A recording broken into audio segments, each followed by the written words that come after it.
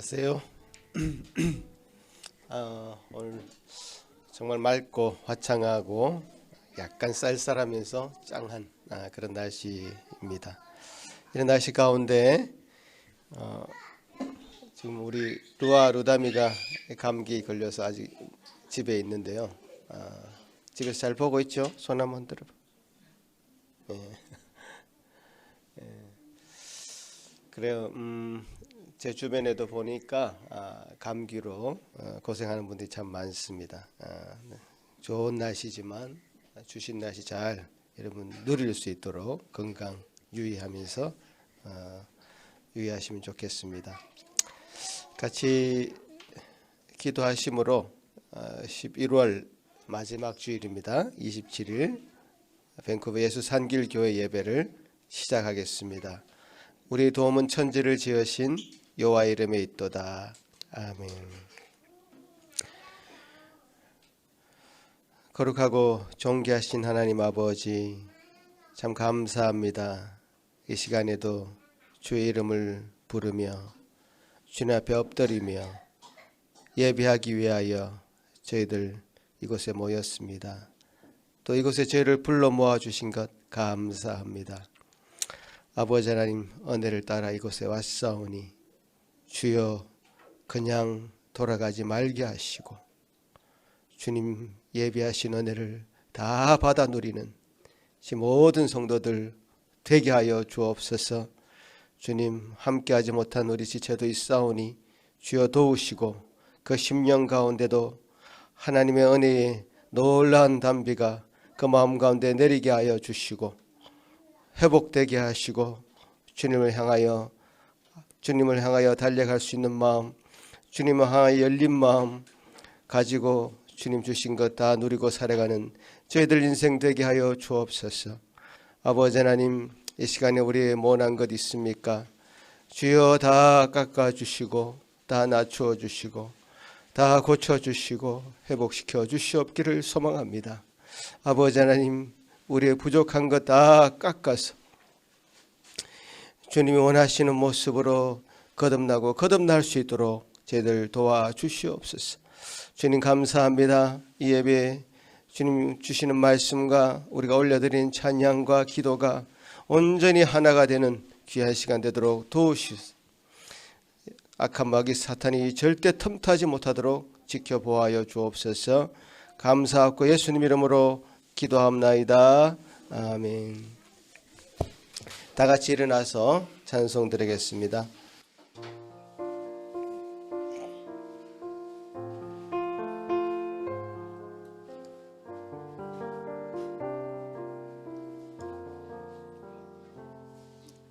예수는 나의 힘이요 내 생명 되시니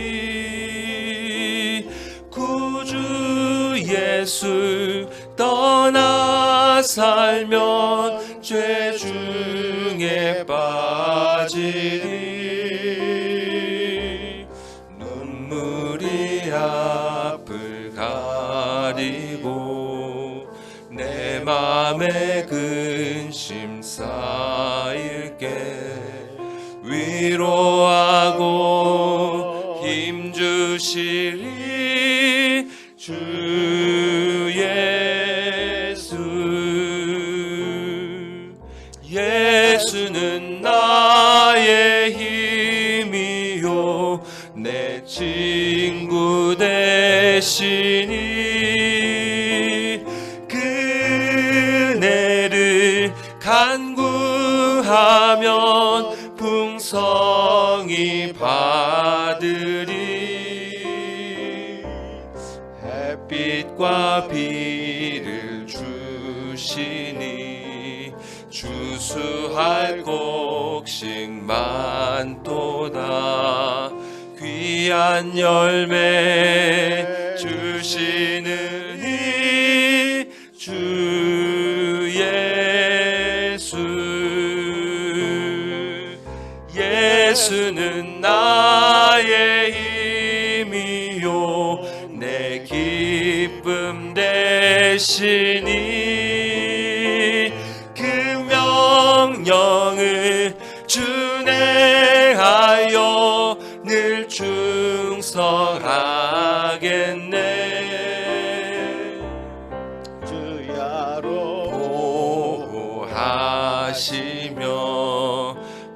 바른 길 가게 하시니 의지하고 따라가리 주 예수.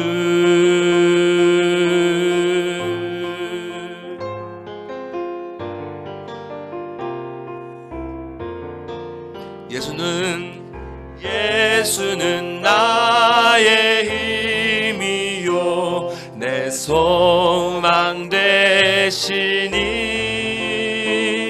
이 세상을 떠나갈 때 곧 영생 얻으리.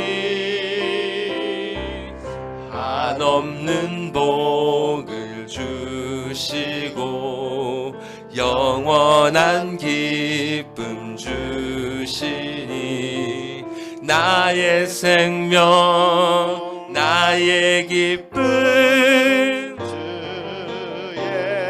4절 한 번 더 고백하겠습니다.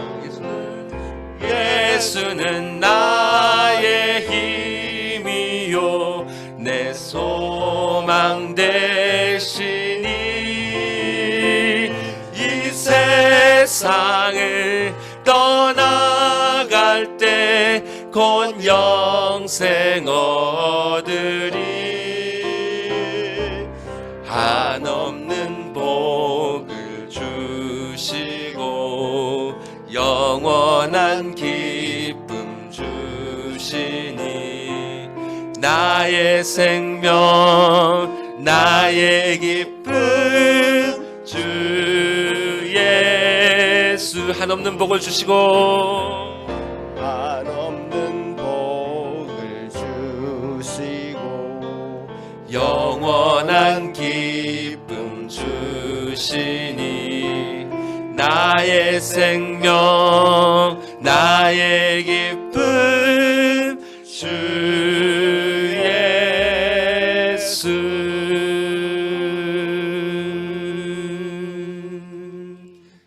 다 같이 앉으셔서 계속 우리의 소망 주님께 고백하시겠습니다.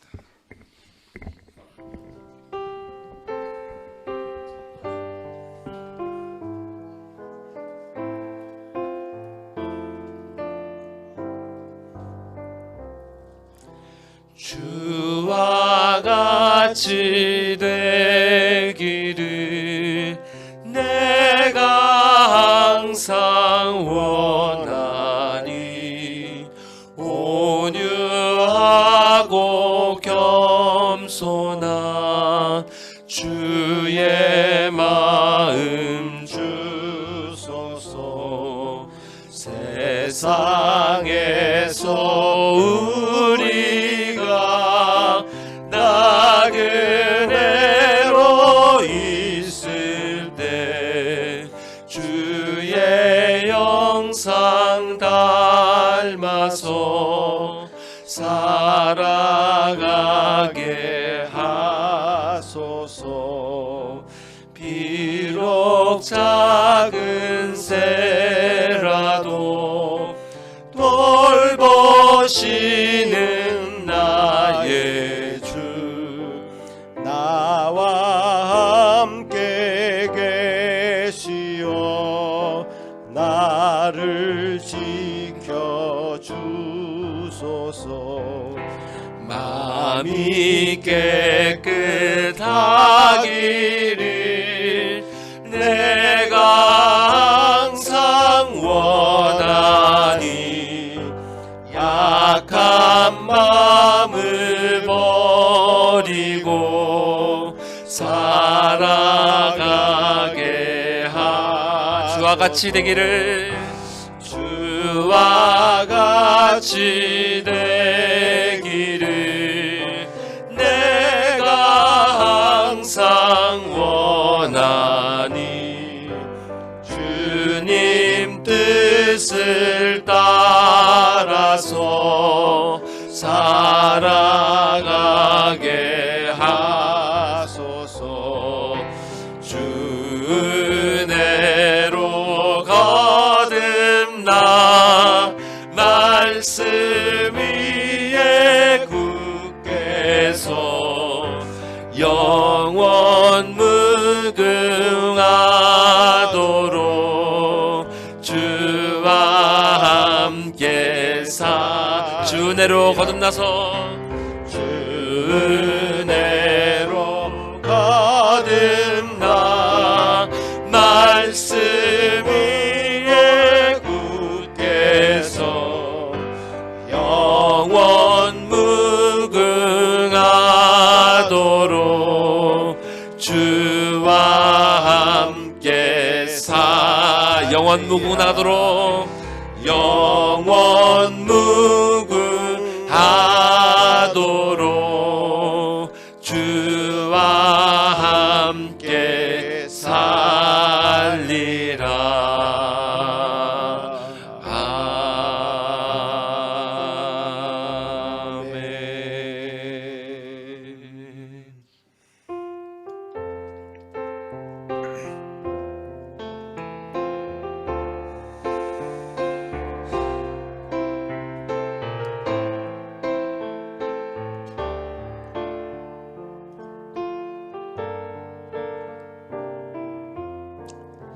구름 같은 이 세상 모든 북의 여와 나는 분토와 같이 내어버리고서 오직 전국의 복을 사모하며 사니 구원받은 내 이름 기억하옵소서.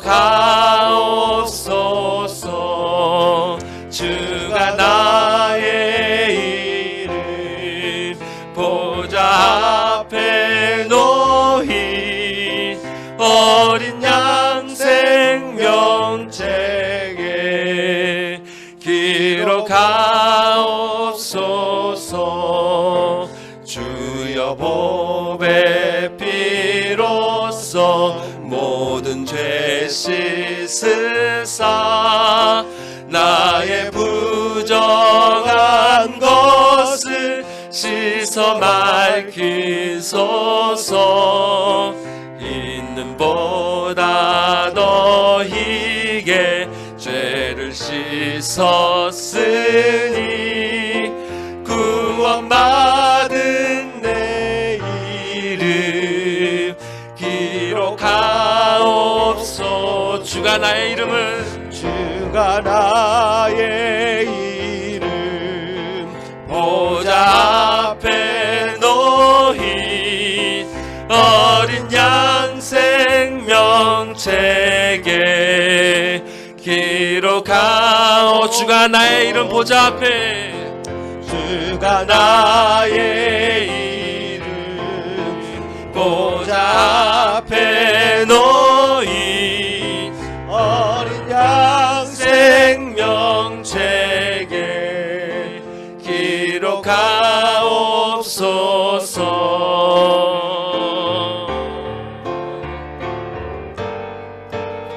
죄가 하나도 없고 죄가 하나도 없고 아무 병도 없는 영화롭고도 맑은 전국 올라가서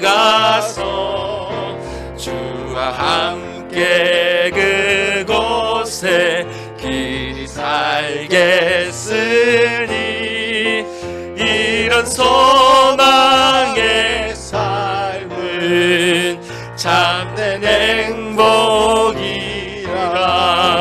주가 나의 이름 보좌 앞에 놓인 어린 양 생명책에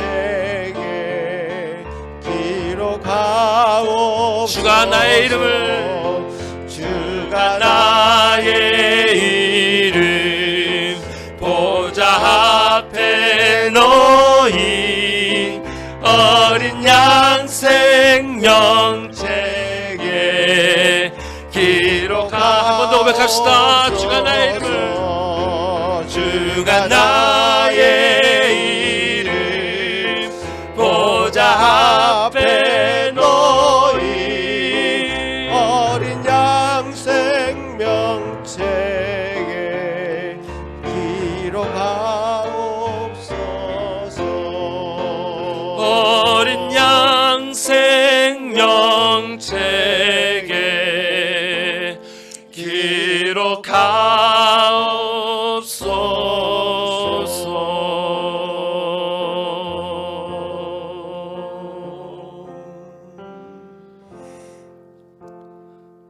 우리에게 주신 이 약속 붙들고 이 시간 기도하기 원합니다.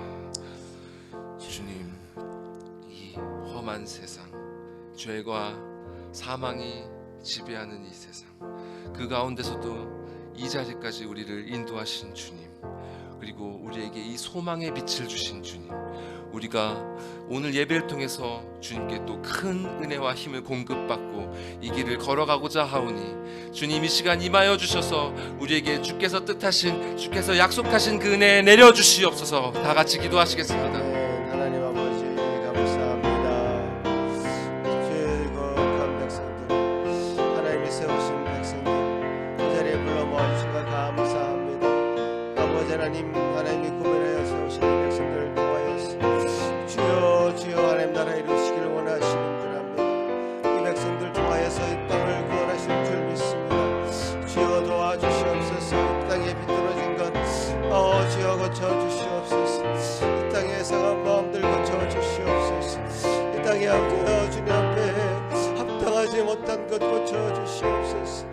주여 주여 주여 우리 심령 가운데 아버지 연약한 부분들 주여 다 내려놓게 하여 주시고 주님이 원하시는 사람으로 만들어가 주시도록 주여 주여 주여 우리 자신들을 온전히 아버지 가지고 있는 거 다 버릴 수 있는 마음 주시옵시고 주여 주여 은혜를 베풀어 주시사 아버지의 분토와 같이 버리게 하시고 내 삶을 같이 여길 수 있도록 도우시며 주여 주여 주님 앞에 온전한 모습으로 거듭나며 주님 원하신 모습 나아가기에 부족함이 없도록 지켜주옵소서. 아버지 하나님이여 저희 심령들 이 시간을 붙들어 주시옵기를 간절히 소망하여 가슴하옵니다. 주여 말씀으로 전하여 주시옵소서.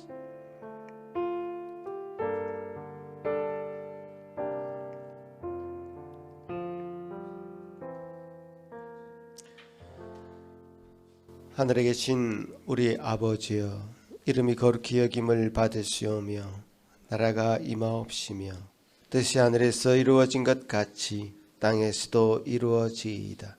오늘 우리에게 일용할 양식을 주시옵고 우리가 우리에게 죄 지은 자를 사하여 준 것 같이 우리 죄를 사하여 주시옵고 우리를 시험에 들게 하지 마시옵고 다만 악에서 구하시옵소서.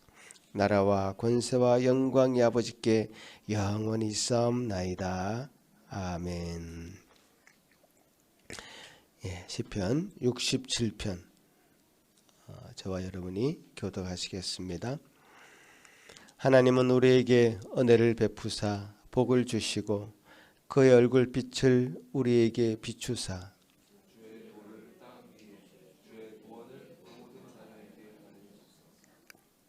하나님이여 민족들이 주를 찬송하게 하시며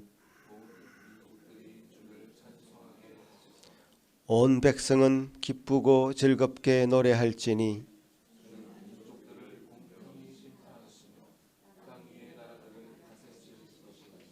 하나님이여 민족들이 주를 찬송하게 하시며 모든 민족으로 주를 찬송하게 하소서.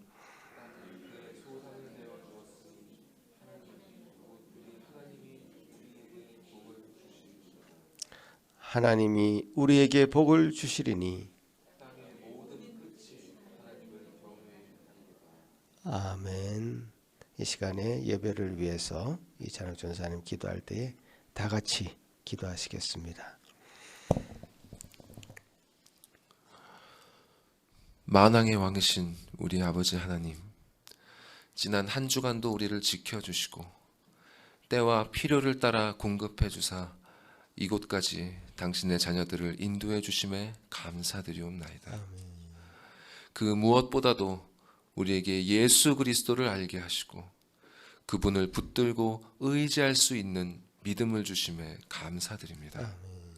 세월이 지나면 지날수록 그리스도가 아니면 우리의 모든 삶이 헛되고 헛될 뿐임을 깨달아갑니다.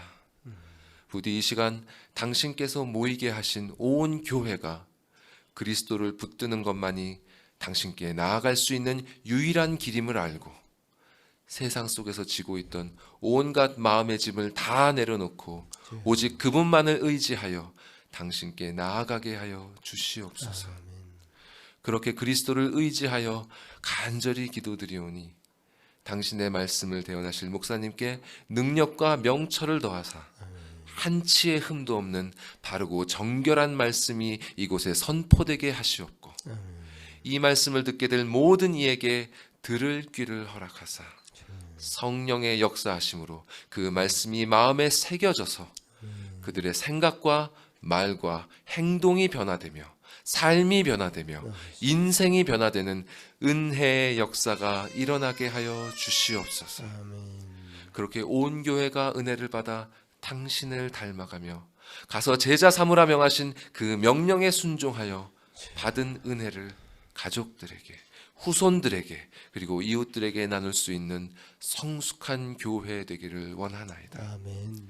비록 세상에는 악이 관영하고 우리의 삶에도 여전히 많은 어려움들이 있으나 이 예배를 통하여 우리에게 약속하신 이 복된 여정을 기억하며 모든 것을 이겨내는 당신의 모든 자녀들 되게 하여 주시옵소서. 이 모든 말씀 우리 구주 예수 그리스도의 이름으로 기도드리옵나이다. 아멘.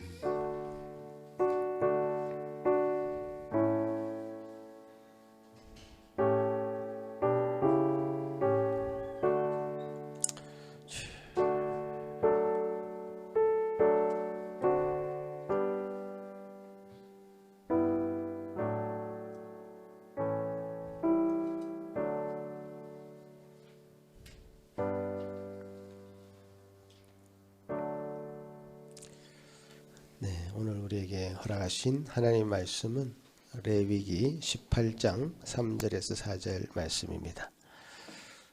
짧은 말씀이니 다 같이 한 목소리로 읽겠습니다.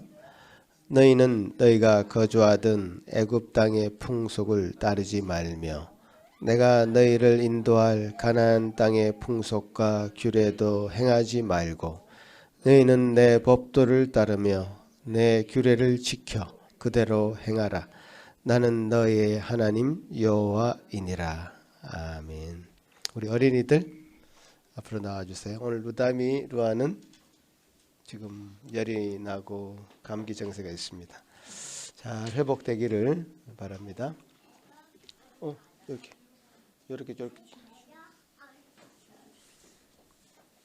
돌아와야 되겠다.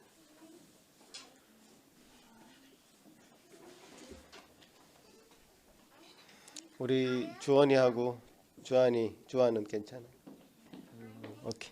지금 하여튼 어린이들이 완전 타겟이야. 바이러스 타겟이 되고 있습니다. 네, 바이러스 잘 물리치기 바랍니다. 우리 주한이 기도하자.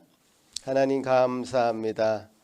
여기 모인 우리 4명의 어린 생명, 또 뱃속의 태아, 또 온라인으로 지켜보고 있을 우리 루아, 주님께서 이 생명들을 참 보게 하신 것 저희들에게 주신 복인 줄 압니다.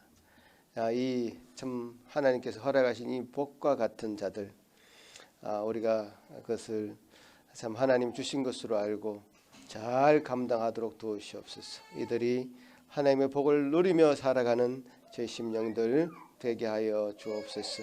이 땅에 태어나게 하신 것 참 어떤 우연이 아니라 어떤 험악한 고해와 같은 세상에 온 것이 아니라 주님이 우리에게 주신 놀랍고 정말 시온의 대로와 같은 곳에 우리를 보내주신 것으로 믿고 그들이 하나님을 바라보며 한 걸음 한 걸음 살아가고 나아갈 수 있도록 주여 저들을 지켜 돌보아 주옵소서. 아버지 하나님, 저희들에게 우리에게 주신 사명이 있습니다. 아직 어림으로 그들 마음 가운데 참으로 이 세상의 것을 본받지 아니하고 하나님의 말씀 가운데 순종할 수 있는 자녀들로 우리가 기르기를 원합니다. 주여 도와주시옵소서. 이 세상을 살고 있으나 이 세상의 풍속을 따르지 아니하는 우리 어린이들 다 되게 도와주시옵소서. 하나님 말씀만이 그의 마음 중심에 자리 잡아서 그 말씀의 원리로 살아가는 우리 어린이들 되게 하여 주옵소서. 감사하고 예수님 이름으로 기도합나이다. 아멘.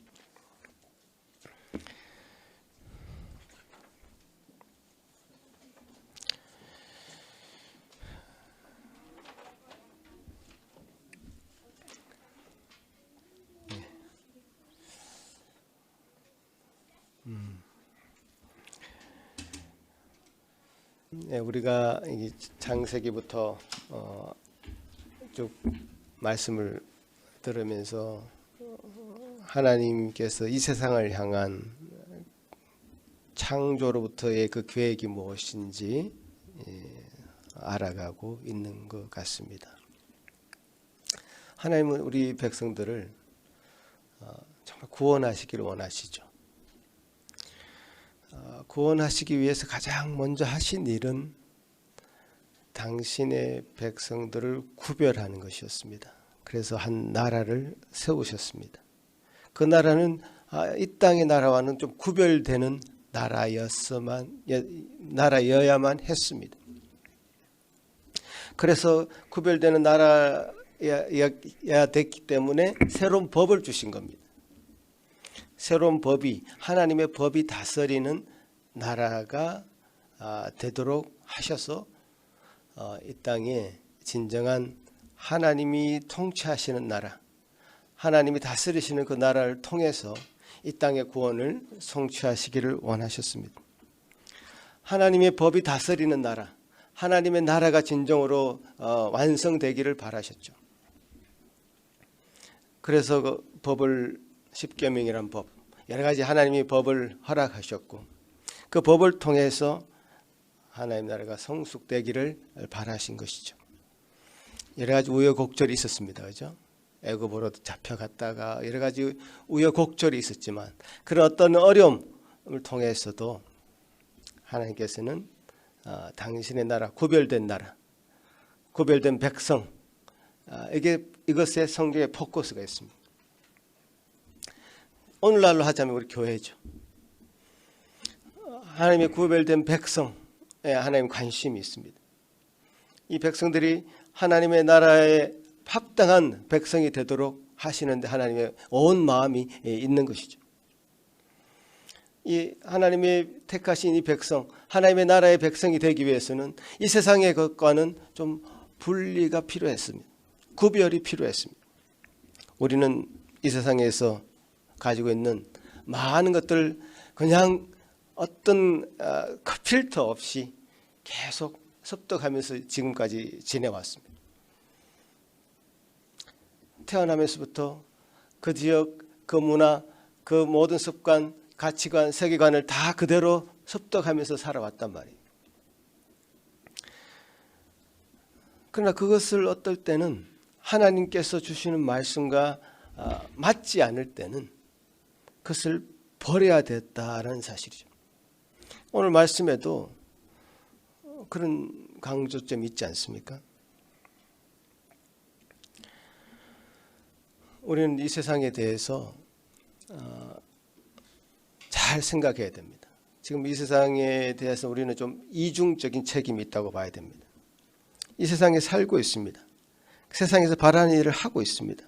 그러나 그 세상에 오염되어서는 안 됩니다. 세상에 도피해서 자기를 지키려고 해서도 안 되고 세상을 따라서 살아가면서 우리의 거룩함을 훼손시켜도 안 되는 거죠. 굉장히 어떤 이중적이죠. 세상에 살면서 세상이 원하는 일을 하면서도 그 세상의 사람과 똑같이 되지 않고 하나님이 원하시는 사람으로 되어가는 그 일을 우리가 해야 되는 것이죠. 도피해서도 안 되고 또 순응해서도 안 되는 그런 원리를 가지고 하나님은 당신의 백성을 부르신 것이죠. 우리는 결국 우리가 바라는 것, 하나님께서 우리에게 바라시는 것은 우리가 하나님의 거룩한 백성이 되어서 하나님의 나라에 합당한 그런 모습으로 자라가기를 우리에게 바라고 계십니다. 여러분 왜 예수를 믿었습니까? 왜 구원받았습니까? 한번 대답해 보시죠. 왜 구원을 또 받기를 원하십니까? 왜 예수를 믿기를 원하십니까? 한번 대답해 보시죠. 이것에 대한 대답이 다양한 대답이 있을 수 있겠지만 많은 사람들은 내 마음이 평안해지기 위해서, 내가 행복하기 위해서, 내가 예수 믿는다, 내 마음의 평안을 찾기 위해서 내가 구원받고 싶다, 이 세상의 어떤 불안한 정세, 불안한 마음을 해소하고 싶고 그런 것에서 탈피하고 싶고 그래서 하나님이 내게 그런 어떤 평안한 마음을 주시기를 바라서 나는 교회 다닌다. 이렇게 얘기할 수 있습니다. 그게 100% 틀린 것은 아닙니다. 하지만 정답은 아니에요. 하나님은 여러분 한 사람 한 사람을 하나님 나라에 합당한 거룩한 백성이 되도록 부르신 것이죠.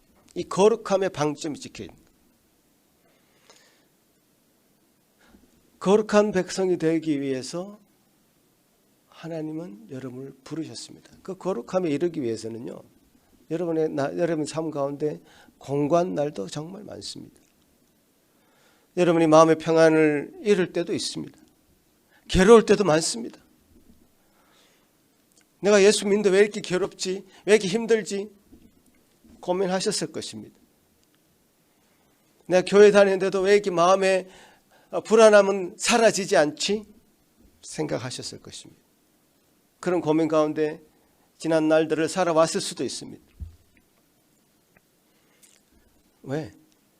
하나님이 주신 어떤 것이 하나님 여러분 부르신 그 목적이 여러분의 거룩함에 초점이 있기 때문에 그렇죠.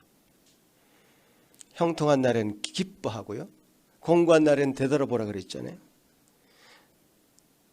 형통한 날, 이렇게 맑은 날, 저 필드에 가서 축구를 하고 산으로 들러 다니면 얼마나 기분이 좋습니까? 절개하죠. 그런데 어제는 비가 왔잖아요. 비 오는 날은 싫어. 내 인생에 왜 이런 비 같은 것들이 내려? 이렇게 불평할 수 있습니까? 아니죠. 하나님은 이 비 오는 날과 햇빛이 쬐는 날을 우리에게 병행하게 하십니다. 똑같이 주십니다. 그러면서 형통할 때도 내 자신이 하나님 앞에 우리에게 주신 것이 얼마나 귀한 것인지를 생각하고 감사하고 기뻐할 수 있어야 되고요.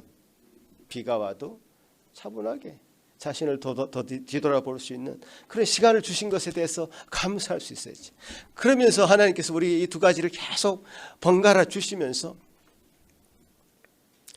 우리의 거룩함을 이루어가게 하십니다. 거룩함의 목적이 있기 때문에요.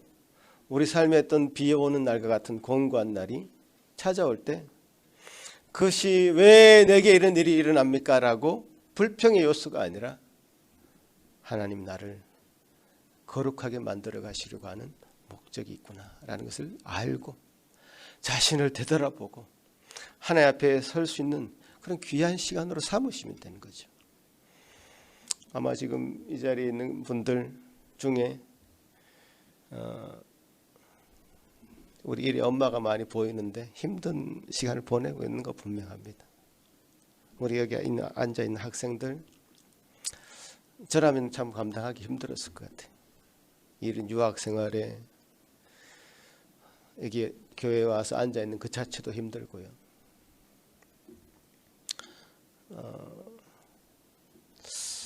근데 이런 일들이 우리에게 우리 삶에는 펼쳐지거든요. 그 해석을 잘해야 되죠. 하나님이 우리를 거룩하게 만들어 가시는 그런 과정 속에서 하나님 우리에게 그런 것을 주신단 말이에요. 그게 말씀이란 말이에요.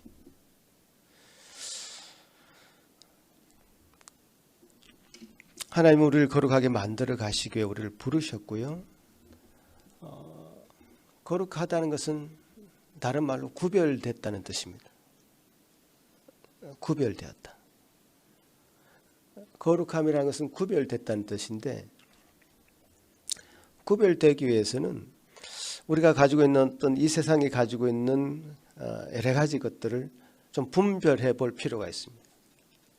이 세상을 본받지 말라고 말씀하시는데 그럼 이 세상이 우리에게 주고 있는 것들이 뭔지, 어떤 가치관을 우리에게 주고 있는 건지, 어떤 생각들을 심어주고 있는 것인지, 이 세상의 어떤 흐름에 따라서 내 마음이 불안해지고 내 생각이 하나님과의 말씀과 배치되고 그래서 흔들리고 있다면 이 세상이 주는 것이 뭔지를 잘 생각해 볼 필요가 있는 것이죠. 말씀은 끊임없이 이 세상을 본받아서는 안 된다.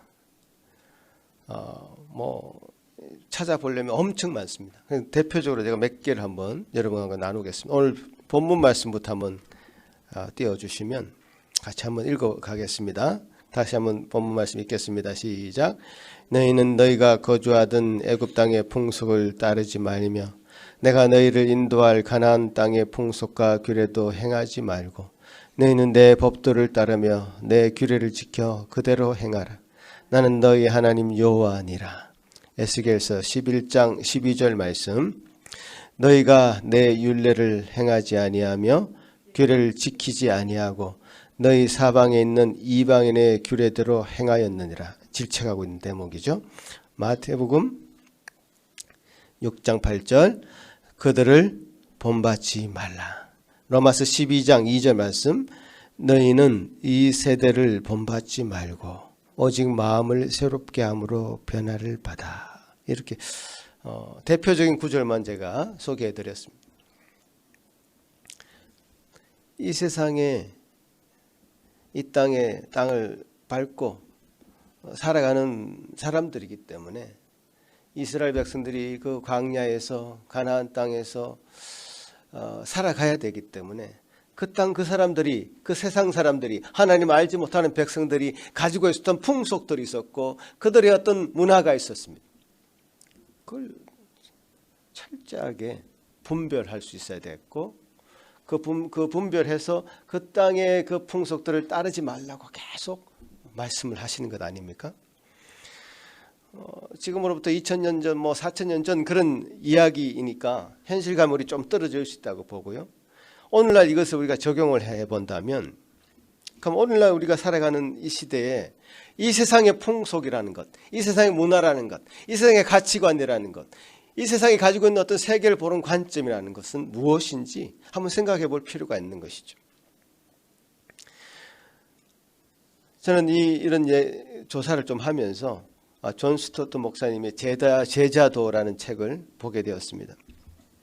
그 제자도에서 목사님이 크게 이 시대에 우리가 본받지 말아야 될 사조에 대해서 사상에 대해서 세 가지로 크게 분류했습니다. 그 첫 번째는요, 다원주의라고 합니다. 다원주의. 이게 뭐 조금 말이 어렵죠. 좀 설명을 해드릴게요. 이 다원주의 사상은 굉장히 우리 일상에 소리 소문 없이 퍼져 있는 생각들입니다. 소리 소문 없이 퍼져 있습니다. 쉽게 말하자면 하나님은 또 이 기독교는 또 예수 그리스도는 구원을 받을 수 있는 유일한 그리고 최종적인 길이다라는 사실을 거부하고요. 그건 하나의 의견일 뿐이다 라고 말하는 것입니다. 그 다원주의라는 것은 그래 니도 옳고 니도 옳고 니도 옳으니 우리 싸우지 말자 이런 얘기죠. 그러니까 윤리적 상대주의, 그러니까 다원주의란 말을 우리가 실제적으로 적용할 때는 상대주의적인 개념으로 등장합니다. 그래 너 말도 옳고 너 말도 옳고 그러니 그냥 그 중간 지점에서 어떤 합의를 가지자 이런 얘기. 굉장히 얼마나 평화롭습니까? 보기에 평화롭기 때문에 이 생각으로 사람들은 다 이렇게 모아지는 것 같습니다. 하나님 말씀을 이야기하면 뭐 그건 하나의 주장일 뿐이고 나는 그렇게 생각하지 않아. 여러분 가운데도 은근히 하나님의 말씀을 얘기할 때 하나님께서 주시는 이 말씀을 하나님 내게 주신 어떤 명령이요 내가 반드시 순종해야 될 말씀으로 생각하지 않고 그럴 수도 있지 이런 마음이 조금이라도 든다면 이 다원주의 생각에 빠져 있는 겁니다. 하나님은 절대적인 분이시죠. 하나님이 말씀하시는 것은 절대적인 것이고 하나님의 그 명령은 우리가 순종하지 않으면 안 되는 하나님과 우리의 관계는 이 수직적인 관계입니다. 수평적인 관계가 아니에요.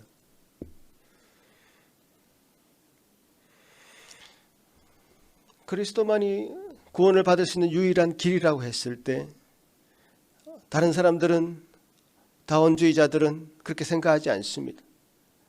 그리스도가 유일하지 않고요, 석가모니도 그렇고 마호메도 그렇고 아니면 스스로 깨달아서 하나님께 이르는 길을 갈 수 있다고 그들은 생각하고 주장합니다. 얼마나 광범하게 이렇게 다원주의 생각들이, 그 윤리적 상대주의로 우리가 빠져 있는지, 우리는 하나님 이란 이름을 부르는 것조차 어떨 때는, 예수 그리스도가 유일한 길이라고 말하는 것조차 어떨 때는 멈칫할 때가 있습니다. 주님은 내가 곧 길이요 진리요 생명이니 나로 말미암지 않고는 아버지께로 올 자가 없다라고 분명하게 요한복음 14장 6절에서 말씀하고 있는데, 이 말씀을 우리는 머뭇한단 말이에요. 내 스스로도 확신에 차 있지 않는 느낌을 가진다. 다원주의 물이 좀 들어있기 때문에 그래요. 언연중에. 여러분 생각해 보십시오. 예수님이 하나님의 이르는 유일한 길이라고 예수님 스스로가 말씀하셨죠.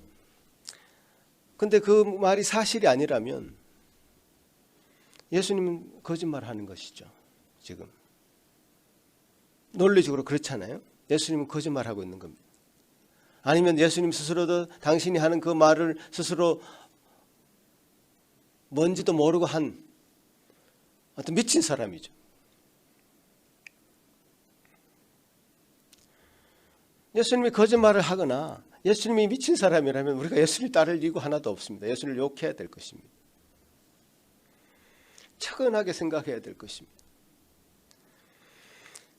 그런데 이 두 가지 가능성이 아니라면요, 예수님 하나님 그 자체이시고 하나님의 아들이시고 하나님께 갈 수 있는 유일한 길이라는 것을 인정해야 될 것입니다. 그런데 다원주는 이런 것입니다. 그리스도께서 하신 말씀을 보니, 이 복음서에 나오는 그리스도 행적을 보니 그가 거짓말할 사람 같지는 않고 혹도 미친 사람 같지도 않아. 그러나 그리스도는 유일한 길이 아니야. 이렇게 말하는 것이 다원주의죠. 예수 그리스도를 정면으로 부인하지 않고 그냥 위대한 사람인 것 같아 라고 말하는, 그 정도의 선에서 멈춰버리고, 그렇지만 유일한 길이라든지 이런 얘기를 안 하는 게 좋을 텐데, 이런 식의 생각을 다원주의자들은 하죠. 우리도 그 생각이 어느 정도 나도 모르게 물들 수 있는 가능성이 있습니다. 그러나 성경은 분명하게 말합니다. 이런 중간지대는 없다고 말합니다. 나를 본 자는 하나님을 본 자라고 예수님은 스스로 말씀하셨고요. 그것이 거짓말이거나 미친 사람이 말이 아니라면 그것이 진리라고 우리는 인정해야 될 것입니다. 사실 그리스도는 이 말을 한 것 때문에 죽음을 당했습니다. 여러분, 내가 나를 본 자가 하나님을 본 자라고 말한 것 때문에 사람들은 그를 신성모독죄로 엮어서 십자가 사형틀에 못 박아 죽여버렸습니다.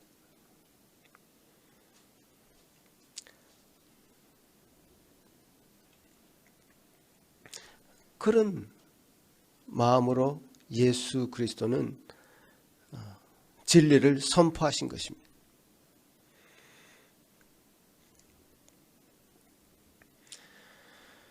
이 세상은 정말 이 권위라는 것을 인정하기 싫어합니다. 권위주의는요, 우리가 배격해야 될 사상이 맞습니다. 그러나 권위주의를 배격하면서 마땅히 있어야 될 이 세상의 어떤 권위조차도 자꾸 이 세상 사람들은 없애려고 합니다. 상대주의라고. 나는 다 똑같은 사람인데 똑같은 의견을 가지고 있기 때문에 다 동등해. 물론 그렇죠. 사람들은 동등합니다. 그러나 아버지가 가져야 될 그 권위가 필요하고요. 가정에서. 또 이 사회에서는 국가에서 어떤 국가의 지도자의 권위가 필요하고요. 교회에서도 메시지를 전하는 말씀의 권위가 또 필요합니다. 이런 것까지도 이제 듣기 싫어하는 거죠. 권위주의라는 것은 우리가 너무 싫어한 거 맞죠. 예전에 뭐 아버지가 술을 먹고 집에 들어와서 가정폭력을 하고 아이들을 그렇게 자기 홧김에 매를 대고 했던 그런 아버지의 모습은 어떤 권위주의자의 모습이죠. 가부장적인 자기 마음대로 자녀들을 어떻게 할 수 있다고 생각하는 자들의 모습이죠. 그러나 그렇다고 해서 아버지가 가지고 있는 어떤 그 권위가 없는 것은 아니죠. 마땅히 가져야 될 권위는 존중받아야 되는 것이죠. 왜냐하면 성경에는 이 땅에 가정이라는 제도, 교회라는 제도, 국가라는 제도를 만드셨을 때 그 권위를 위임한 사람들이 있었습니다. 가정에서는 아버지고 국가에서는 대통령이고 뭐 어떤 국무총리고 어떤 권위자가 있는 거죠.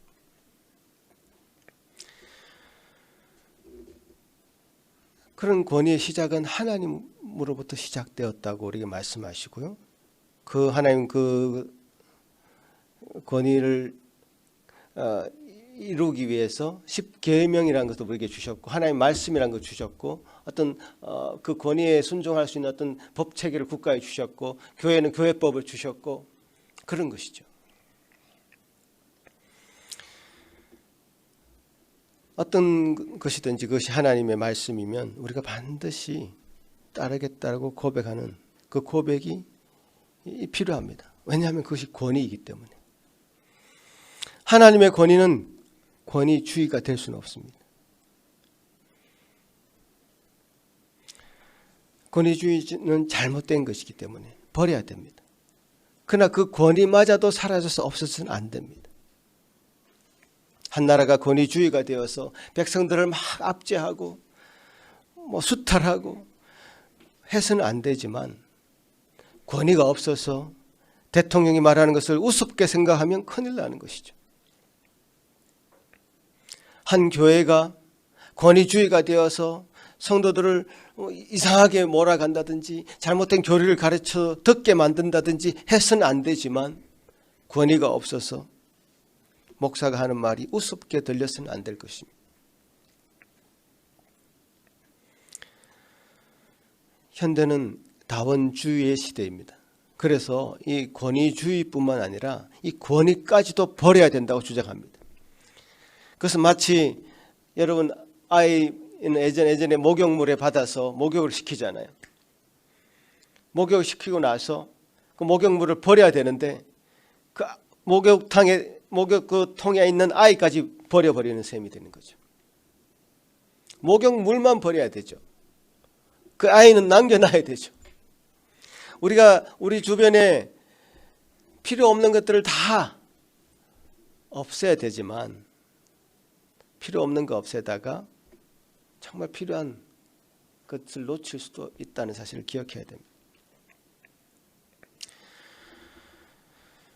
방향 없이 살아가는 이 시대에 우리는 하나님이라는 깃발을 정말 나부끼는 깃발을 우리가 가지고 있습니다. 달려가야 될 방향이 있습니다. 그 방향을 향해서 갈 수 있게 하신 은혜에 우리는 감사해야 됩니다.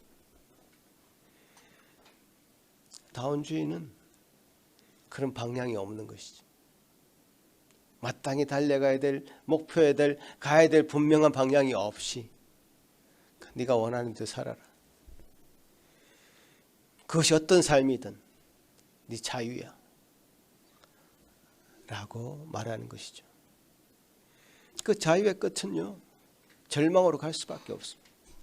그 자유의 끝은 절망이고요. 절망 뒤에는 심각한 자기 부정과 허무감에 빠질 수밖에 없는 것이죠.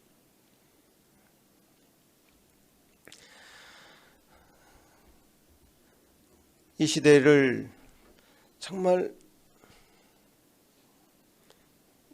요소요소에 사람 마음에 사회 문화에 스며들어 있는 이 교회까지도 스며들어 있는 이 다원주의 생각들, 윤리적인 상대주의 생각들 다 버려야 됩니다. 본받지 말아야 됩니다. 두 번째로 얘기하는 부분은 이 세상에 본받지 말아야 될 두 번째 것은 물질주의입니다. 여러분, 물질도 잘 생각해야 됩니다. 이 세상에 물질이라고 해서 다 부정하는 것은 아니죠. 하나님은 물질로 이 세상을 만드셨습니다. 이 세상의 모든 물질을 부정하는 것이 아닙니다. 그리스도께서 인간의 몸을 입으셨다는 것은 인간이 물질로 이루어졌잖아요. 그 물질을 입으신 것이죠. 우리가 빵과 포도주란 물질을 사용해서 하나님의 임재를 상징하고 있습니다. 그러나 물질주의는 버려야 됩니다. 물질주의는 뭐냐? 우리는 물질 때문에 우리 인간의 어떤 영적인 삶의 방해를 받는 것입니다. 어떤 압도를 당하는 것입니다. 물질 얽매여서 영적인 삶을 외면하는 것입니다. 우리는 결국 물질의 풍요 시대에 우리 살고 있지만요, 다 빈손으로 돌아가고 말 것입니다. 알몸에서 태어나서 알몸이 되는 그 짧은 사이의 순간에 우리 인생이 있는 것입니다. 어쨌든 영원에 비하면 우리의 인생이라는 것은 눈 깜짝할 사이밖에 안 되죠. 눈 깜짝이 뜨는 순간, 영원이란 그 기간에 비해서 100년 너무너무 순간적으로 지나갑니다. 그 순간적이 지나가는 그 순간에 저와 여러분이 함께 50보 100보 도토리 키재기를 하면서 누가 잘 사니 누가 못 사니 이런 얘기를 서로 막 비교해 가면서 살아가는 것이 바로 인생입니다. 물질은 없어서는 안 되는 꼭 필요한 것이지만 물질로 인해서 하나님을 잊어버리는 삶, 그게 찾아오고 있다는 사실이죠. 현대는 어느 시대보다 말씀드린 대로 물질이 풍요한 시대입니다. 통계적으로 보면 경제적인 부유함과 기독교 신자의 감소가 같이 갑니다. 경제적으로 부유하면 부유할수록 신자들은 감소되어 가고 있는 것이죠. 물질이 얼마나 그 마음에 영향을 미치는지 알 수 있는 대목이죠. 이 땅이 이렇게 풍요로운데 그 마음에 하나님을 찾을 이유가 없어지는 겁니다. 이 땅에 천국, 그게 뭐가 필요해? 내가 지금 안락하게 살고 있는 우리 소파에 앉아서 정말 월드컵 TV를 켜놓고 이제 월드컵을 보고 있는 그 사태가 너무 좋은데 무슨 천국이 필요해? 이렇게 되는 거죠. 예수님 시대에 바리새인들이 이렇게 물었습니다. 하나님의 나라가 언제 임하겠느냐? 그러니까 이 인간 생각에는요, 하나님 나라조차도 어떤 물질적인 것으로 이 땅에 올 것으로 인식하고 있습니다. 그 어느 시기에 어떤 방식으로 이 땅에 임하겠느냐? 이 땅에 눈에 보이는 것으로 올 것으로 생각하고 기대하고 있었습니다. 예수님의 대답이 무엇입니까? 하나님 나라는 볼 수 있게 임하는 것이 아니고 여기 있다 저기 있다도 못하리니 하나님 나라는 너의 안에 있느니라. 이게 누가복음 17장 말씀 아닙니까? 하나님 나라는 눈에 보일 수 있게 임하는 것이 아니죠. 여기 있다 저기 있다 할 수도 없습니다. 얼마나 우리가 물질주의에 가득 차 있었으면요, 하나님 나라라고 하는 영적인 이 세계도 눈에 보이는 것으로 인식하고 있을까요? 물질이 아니면 우리 눈에 보이는 것이 아니면 우리가 믿지 않는 물질주의에 가득 찬 세상에 우리가 살고 있기 때문에 그렇습니다. 어떤 특정한 지역에 하나님 나라 임하지 않습니다. 우리 인간의 심령 속, 마음 속에 임한다고 주님 분명하게 말씀하십니다. 인간의 마음은 하나님의 보호자가 될 수 있죠. 하나님의 지성소가 될 수 있습니다. 인간의 마음이 하나님의 천국의 영역입니다. 하나님께서 우리 믿는 사람의 마음에 오시고 그래서 그 보좌를 정하시고 우리 마음을 다스리실 때에 우리 마음은 천국이 임하는 것이죠.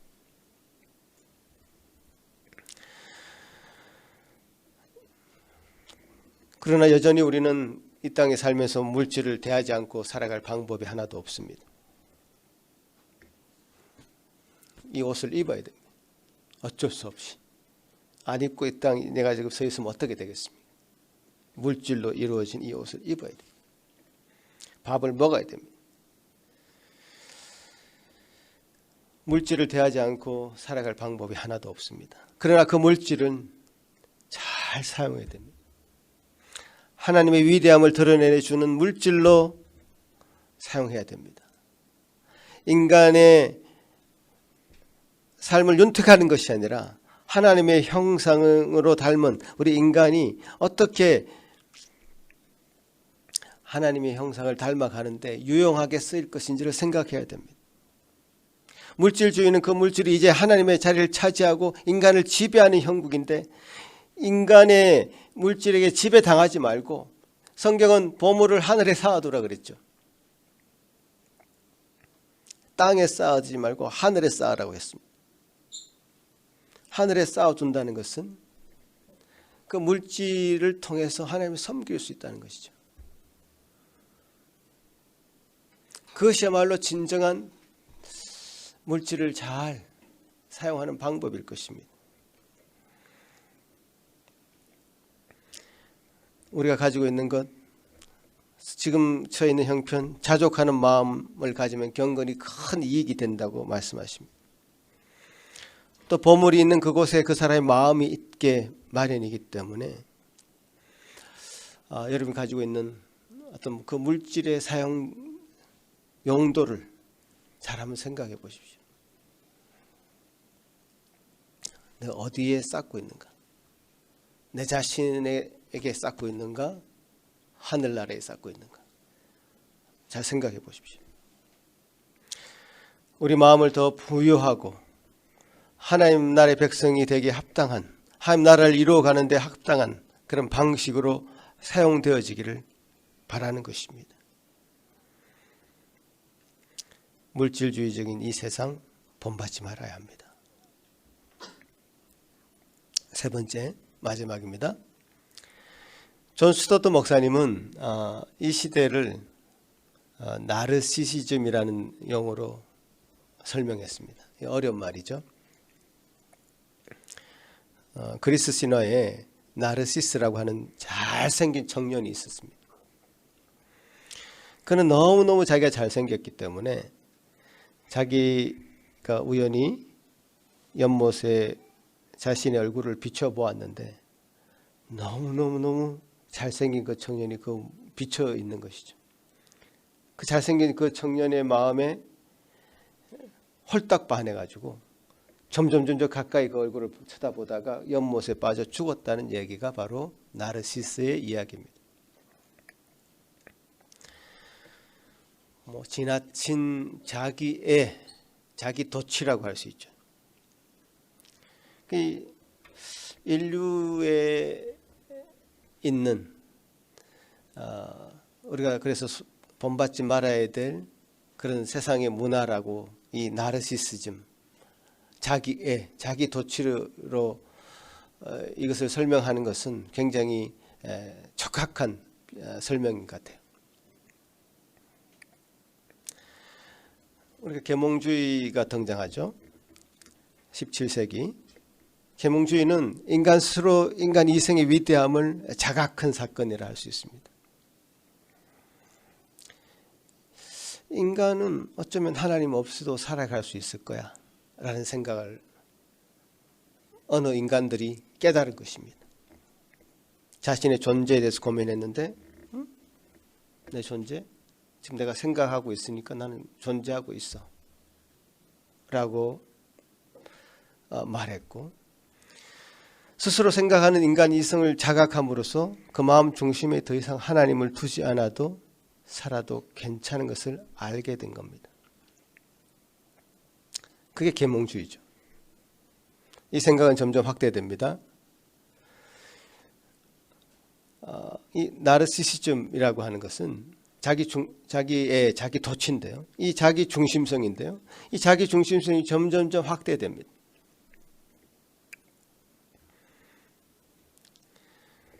그러니까 그 마음 가운데 하나님이 설 자리는 점점 없는 것이죠. 하나님 점점 잃어버린 그런 시대가 되어버리고 말았습니다.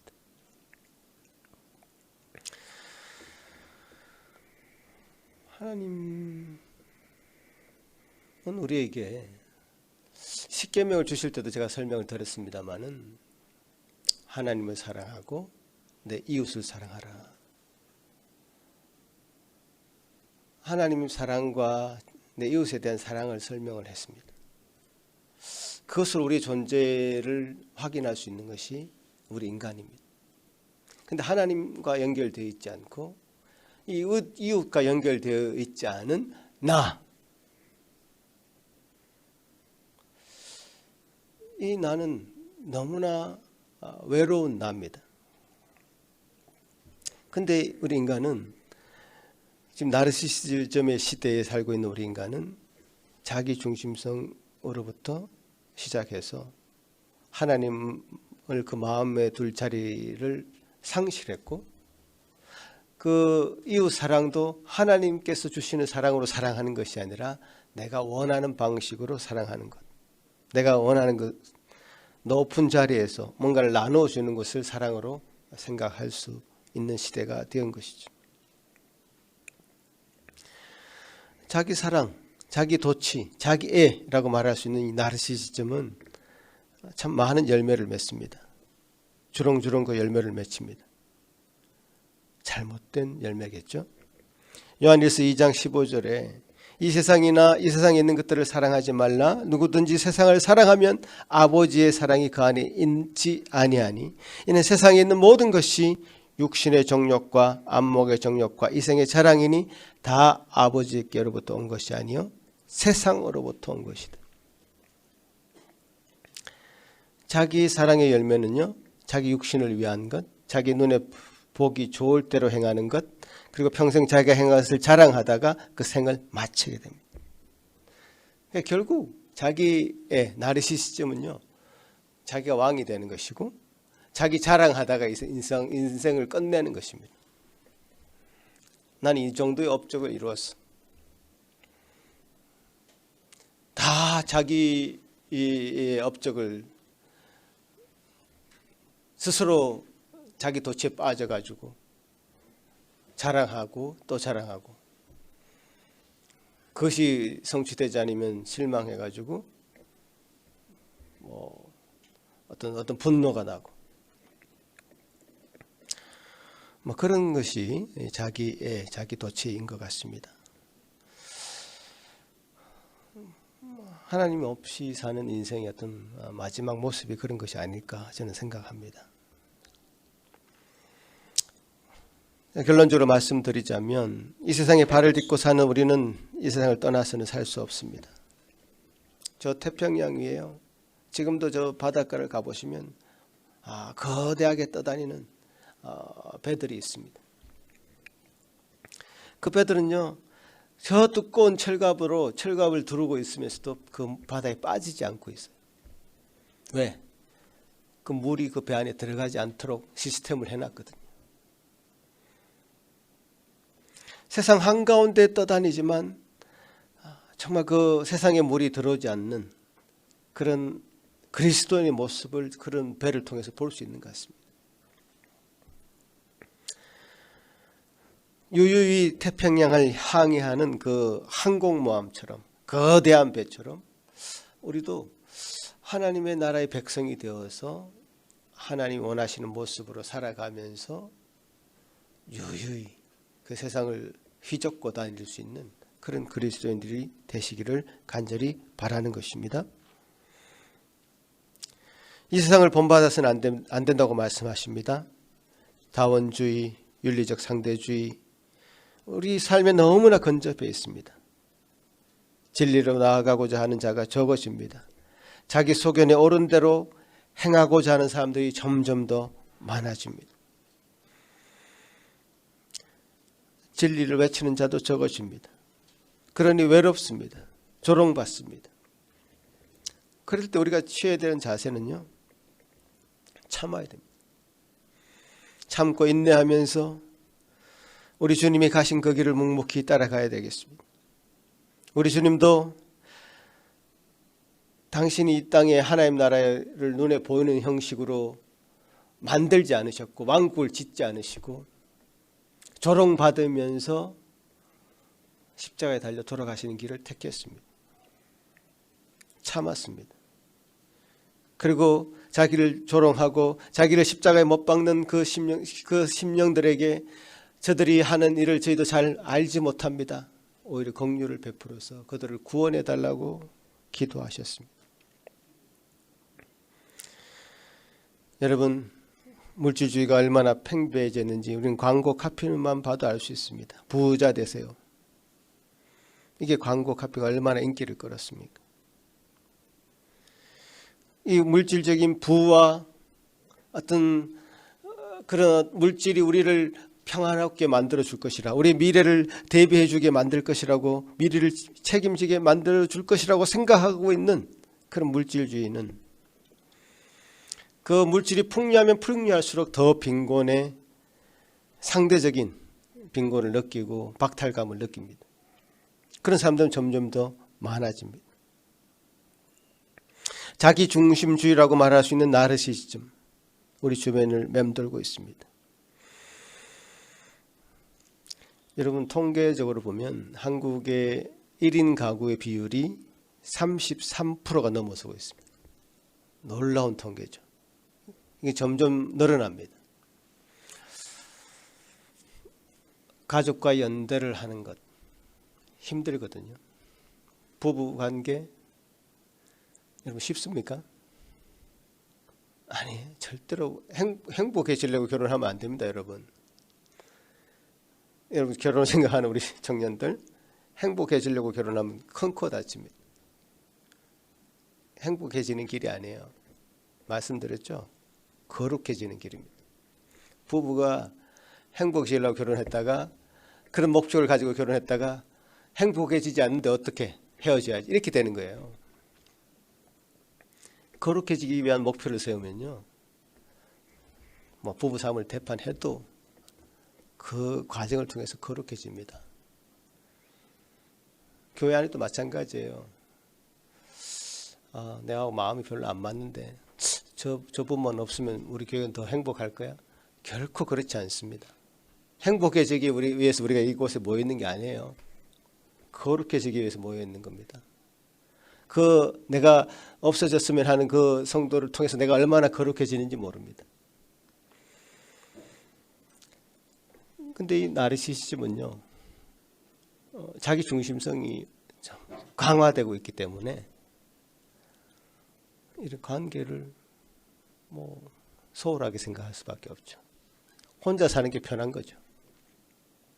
한국 사회가 얼마나 2021년도 자료에, 이게 작년 자료입니다. 1인 가구가 33%가 넘어서 거의 10가구 중에 3가구, 4가구가 혼자 살고 있는 겁니다.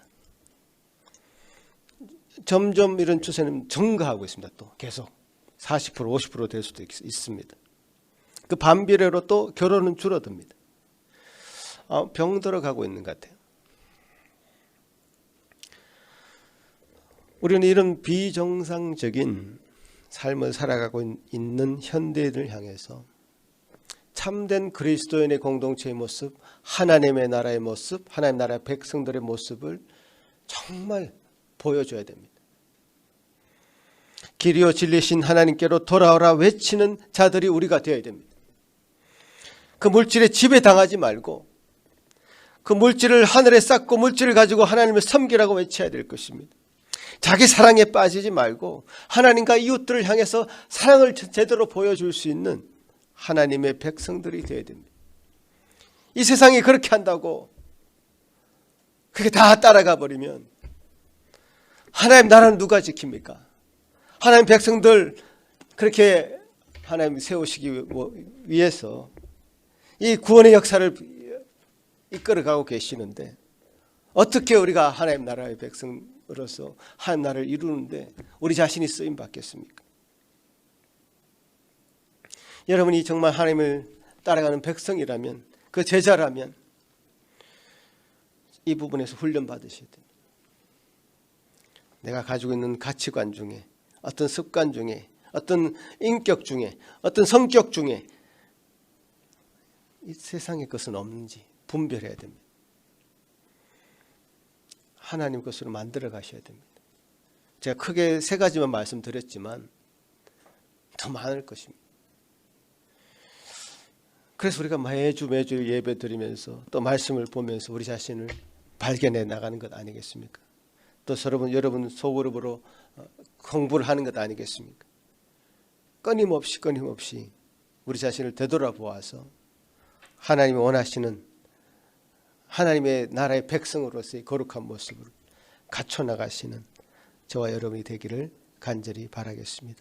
기도하겠습니다. 고마우신 주님 감사합니다. 아버지 하나님, 우리에게 주신 놀라운 이 말씀 통해서 우리가 다시금 도전 받습니다. 참 하나님은 이 세상에 주의 나라, 주의 백성들을 참 주님의 뜻으로 세워가기를 원하셔서 우리를 부르신 줄 압니다. 이 세상의 것들 본받지 말고 주님의 원하시는 모습으로 살아가기를 정말 바라서 우리 계속 반복적으로 세상을 본받지 말라, 세상을 본받지 말라 그렇게 말씀하고 계십니다. 나 자신도 모르게 스며들어 있는 이 세상의 것들 다 버릴 수 있는 은혜를 더하여 주시옵소서. 분별할 수 있는 영적인 능력을 허락하여 주시옵소서. 주님이여 우리가 무엇을 가지고 살아갑니까? 주의 말씀으로 살아가는데 왜 그 말씀이 필요합니까? 주님, 우리의 거룩함을 위해서 필요한 줄 압니다. 주 날마다 그 말씀 가운데 설 수 있는 저희들 되게 하여 주시고 그 말씀으로 말미암아 우리 심령이 다시금 새로워질 수 있는 은혜를 허락하여 주옵소서. 감사하고 예수님 이름으로 기도합나이다. 아멘. 사도신경으로 우리의 신앙을 고백하겠습니다. 전능하사 천지를 만드신 하나님 아버지를 내가 믿사오며 그 외아들 우리 주 예수 그리스도를 믿사오니 이는 성령으로 잉태하사 동정녀 마리아에게 나시고 본디오 빌라도에게 고난을 받으사 십자가에 못 박혀 죽으시고 장사한 지 사흘 만에 죽은 자 가운데서 다시 살아나시며 하늘에 오르사 전능하신 하나님 우편에 앉아 계시다가 저리로서 산자와 죽은 자를 심판하러 오시리라. 성령을 믿사오며 거룩한 공예와 성도가 서로 교통하는 것과 죄를 사하여 주시는 것과 몸이 다시 사는 것과 영원히 사는 것을 믿사옵나이다. 아멘. 다 같이 일어나서 말씀 생각하시면서 또 결단하는 마음으로 찬송 460장 드리겠습니다.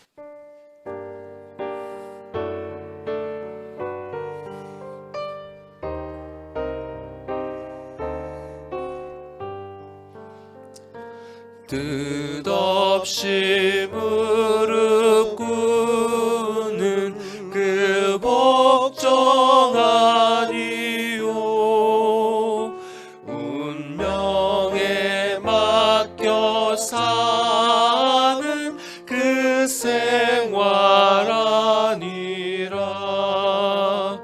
우리의 믿음 지솟아 독수리 날듯이 주 뜻이 이루어지다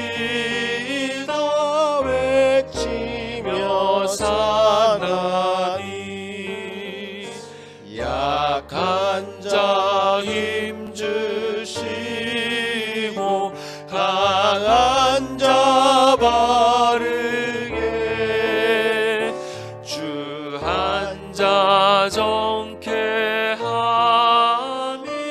주님의 뜻이라.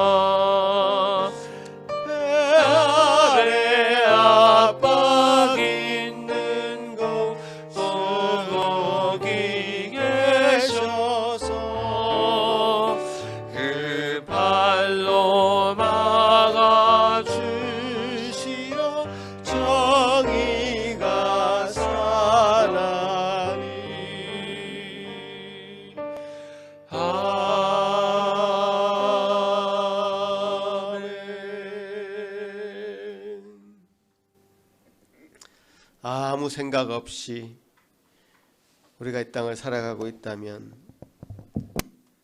이 세상은 우리를 가만히 내버려 두지 않을 줄 압니다. 이 세상의 문화가 우리가 정말 본받지 말아야 될 이 세상의 것들이, 생각들이, 사조가 우리를 침범하고 말 것입니다. 주님이여 도와주셔서 이 세상의 어떤 것들이 우리에게 스며들었다면 주여 버릴 수 있도록 도우시고, 아직 들어오지 않았다면 잘 방어할 수 있도록 도우시고, 그래서 주님께서 주시는 말씀으로 잘 무장해서 참 이 세상을 구원할 주님의 나라의 백성들, 거룩한 백성들 다 되게 도와주시옵기를 소망합니다. 아버지 하나님, 우리를 그렇게 부르신 것 감사한데 참 우리가 가지고 있는 이 물질, 참 땀 흘려 피 흘려 이 땅 가운데 이 열심히 일을 해야 이 물질을 얻을 수 있는 줄 압니다. 참 이 세상에 나가서 유유히 떠다니는 저 거대한 항공모함처럼 우리 이 세상에 누비며 살 때 참으로 당당하고 용기 있고 힘차게 나갈 수 있도록 도우시고, 굴복하거나 비굴하거나 약해지지 않게 도와주시옵소서. 세상으로부터 침범당하지 않도록 도와주시옵소서. 하나님의 말씀을 가지고 당당히 맞설 수 있는 저희들 되게 하여 주옵소서. 아버지 하나님, 그렇게 우리를 부르신 줄 압니다. 주님, 그 예물을 이렇게 주님 앞에 드림으로 이 물질의 주인이 주님인 것을 고백하는 줄 압니다. 주여, 저희 백성들 그 말질을 받아 주시옵시고 마음을 받아 주시옵소서. 주여 감사하고 예수님 이름으로 기도합나이다. 아멘.